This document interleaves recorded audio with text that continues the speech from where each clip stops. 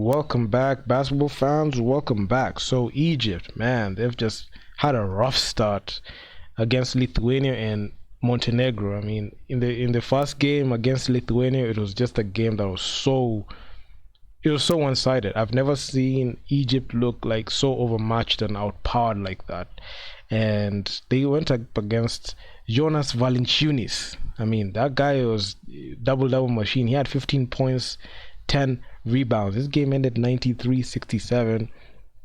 It's a game that I've never seen Egypt look like this, and this was one of those games that like expose some of their their flaws.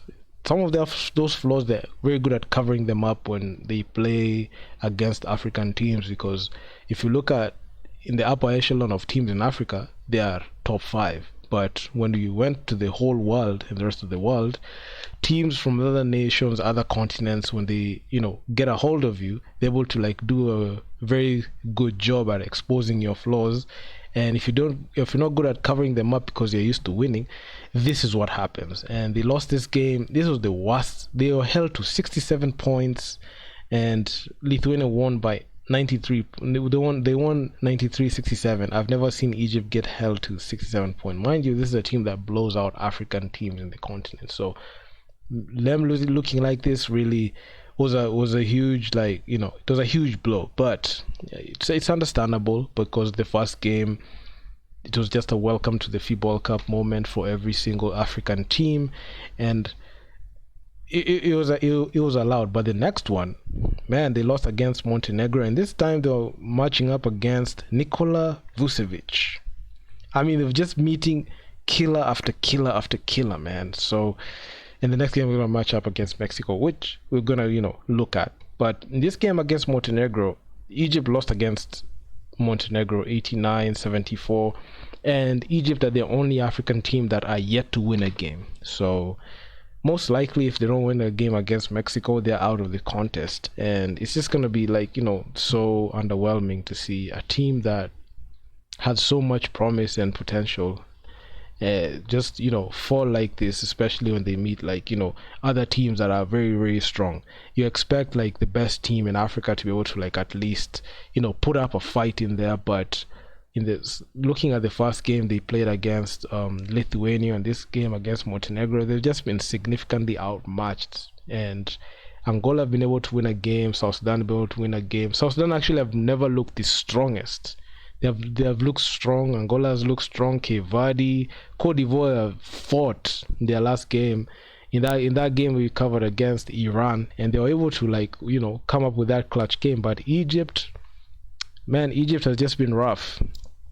And Nikola Vucevic is not even dropping like career numbers: 16 points, 7 rebounds, 1 assist, 3 blocks, 2 steals. So he has just been, he just took over the game on his own unorthodox way. But Egypt, man, I mean, Ehab Amin, he played heavy minutes for Egypt, 36 minutes played. He only rested for 4 minutes. He had 26 points. Anas Mahmoud, a guy that has been causing problems, especially in continental basketball in Africa, 13 points, 7 rebounds, 3 assists. He had 3 blocks, 2 steals. Also, he was pretty good, but it wasn't enough to be able to offset Montenegro's offense, because their offense was just clicking on all cylinders, and they shot the ball 50%.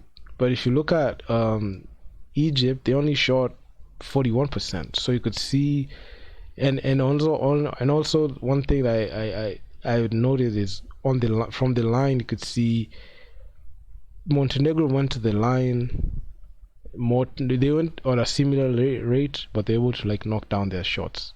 It wasn't skewed to one end, like a team just going to the line so much as compared to the other. They went to the line at a similar time, it's at a similar rate. But if you look at the outcome of the game, you could just see Egypt just look so outclassed in there. And if they don't find a way to beat Mexico, safe to say they're just gonna get knocked out like that in this in the group stages. So Yeah, I know, and even in the groups, I believe they even taking they only take like the top two. So number three and four just have to kick rocks. So they need to find a way to at least win a game. They don't just go out there winless, and it's not a good look for them to go out there winless. So, but I'm gonna still root for them because, of course, I'm gonna root for my African teams. They are those teams. They are the teams that I really like following, and I've seen them play in continental basketball here in Africa, and I'm gonna ride to them till the end. And whoever's gonna get farther and keep challenging and keep making history, I'm gonna ride with them all the way. So yeah, hopefully Egypt can get together against Mexico. This game is scheduled tomorrow, and I can't wait for it. And if you guys like the video, make sure you leave your feedback down in the comments. What you think? What should Egypt do to be able to win against Mexico?